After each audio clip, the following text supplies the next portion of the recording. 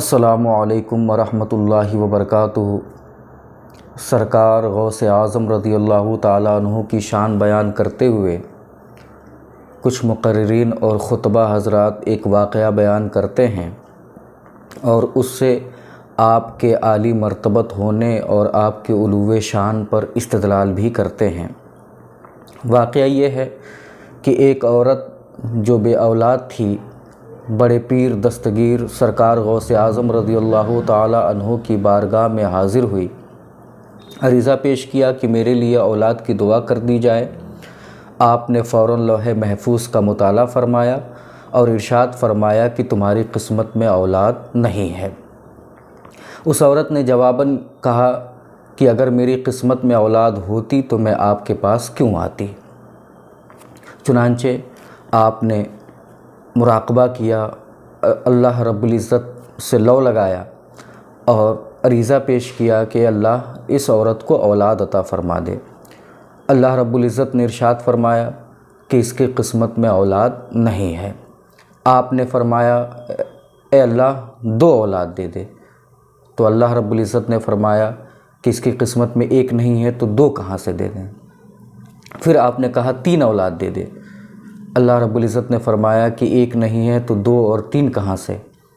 اس کے بعد آپ جلال میں آ گئے، غصے میں آ گئے اور آپ نے اپنے گھر کی مٹی، اپنے در کی مٹی کی تعویذ بنا کر اسی سے ایک تعویذ لکھ کر کے اس عورت کو دے دیا اور کہا کہ تم جاؤ، تمہاری 7 اولادیں ہوں گی۔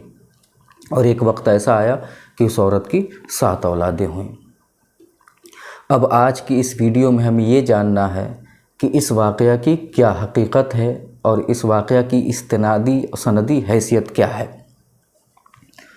اس واقعہ کے بارے میں حضور اعلیٰ حضرت امام احمد رضا خان فاضل بریلوی علیہ رحمۃ و رضوان کے مرید اور شہزادہ اعلیٰ حضرت حضور حجت الاسلام علامہ حامد رضا خان رحمۃ اللہ علیہ کے خلیفہ بدر الفقہاء اجمل العلماء مفتی اجمل علیہ رحمۃ و رضوان سے سوال کیا گیا۔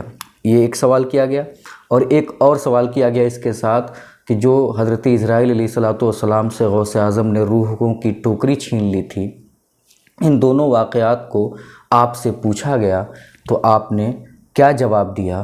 اب اسے ملاحظہ کریں۔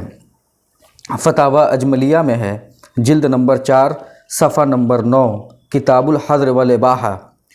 آپ لکھتے ہیں حضور غوث اعظم رضی اللہ عنہ کثیر الکرامات و صاحب مقامات ہیں۔ ان کی قدرت اور تصرفات، ان کی طاقت اور اختیارات ناقابل انکار ہیں، لیکن یہ دونوں واقعات کسی معتبر و مستند کتاب میں نظر سے نہ گزرے اور بظاہر بے اصل اور لغو معلوم ہوتے ہیں، ان سے احتراز کرنا چاہیے۔ خلاصہ اس کا یہ ہے کہ اس واقعہ کو بیان نہیں کرنا چاہیے، بلکہ جو کتابیں معتبر کتابیں سرکار غوث اعظم کی شان میں، سیرت میں، سوانح پر لکھی گئی ہیں، انہی کتابوں کا مطالعہ کر کے ان سے ہی تقریر کرنا چاہیے اور ان سے ہی واعظ و نصیحت کرنا چاہیے۔ بہجت الاسرار نامی کتاب ہے جو کہ جسے علماء اہل سنت نے معتبر گردانا ہے، تو علماء کو چاہیے، خصوصاً خطبہ اور مقررین کو چاہیے کہ سرکار غوث اعظم کی شان بیان کرتے ہوئے اسی کتاب سے تقریر کریں اور واعظ و نصیحت کریں اور سرکار غوث اعظم کی شان بیان کریں۔ اللہ رب العزت کی بارگاہ میں دعا ہے کہ مولا ہم سب کو سرکار غوث اعظم کی تعلیمات پر عمل کرنے کی توفیق عطا فرما۔ السلام علیکم ورحمۃ اللہ وبرکاتہ۔